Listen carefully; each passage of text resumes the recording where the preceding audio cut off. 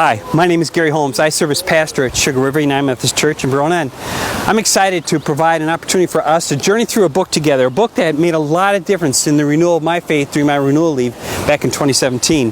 The book is by John Ortberg. It's called Soul Keeping, Caring for the Most Important Part of You.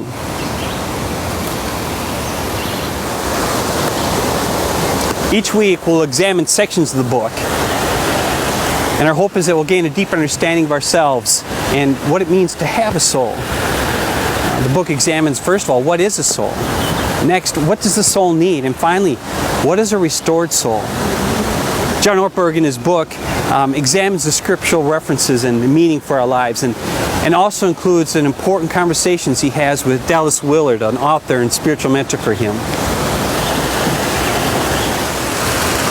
Don't worry if you don't get a chance to read the book, but I strongly recommend it.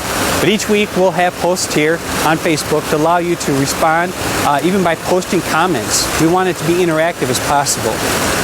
I thought to get started, as an introduction for next week, I would share a story about the stream keeper as an introduction to this series on soul keeping. There once was a town high in the Alps that straddled the banks of a beautiful stream. The stream was fed by springs that were old as the earth and deep as the sea. The water was clear like crystal. Children laughed and played beside it. Swans and geese swam on it. You could see the rocks and the sand and the rainbow trout that swarmed at the bottom of the stream. High in the hills, far beyond anyone's sight, lived an old man who served as keeper of the springs.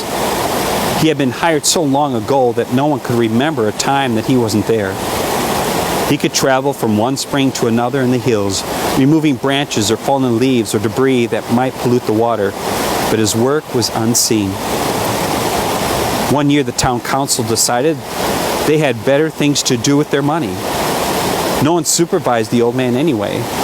They had roads to repair and taxes to collect and services to offer, and giving money to an unseen stream cleaner had become a luxury that could no longer be afforded. So the old man left his post.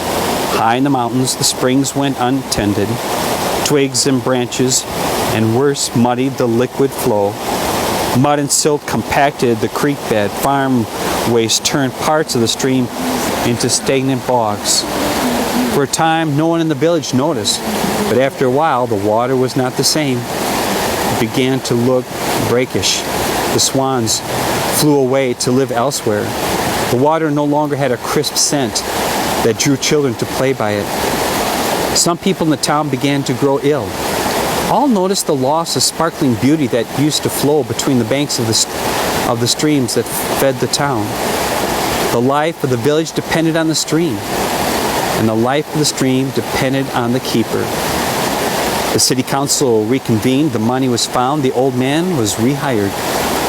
After yet another time, the springs were cleared, the streams were pure, children played again on its banks, illness was replaced by health, and swans came home, and the village came back to life. The life of the village depended on the health of the stream. The stream is your soul, and you are the keeper. So I asked the question, as John Wesley would ask the earlier Methodist followers, in their small groups, how is it with your soul?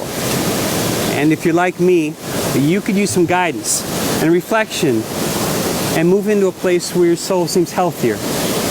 Join me next week as we begin the series by just looking at the question, what is a soul?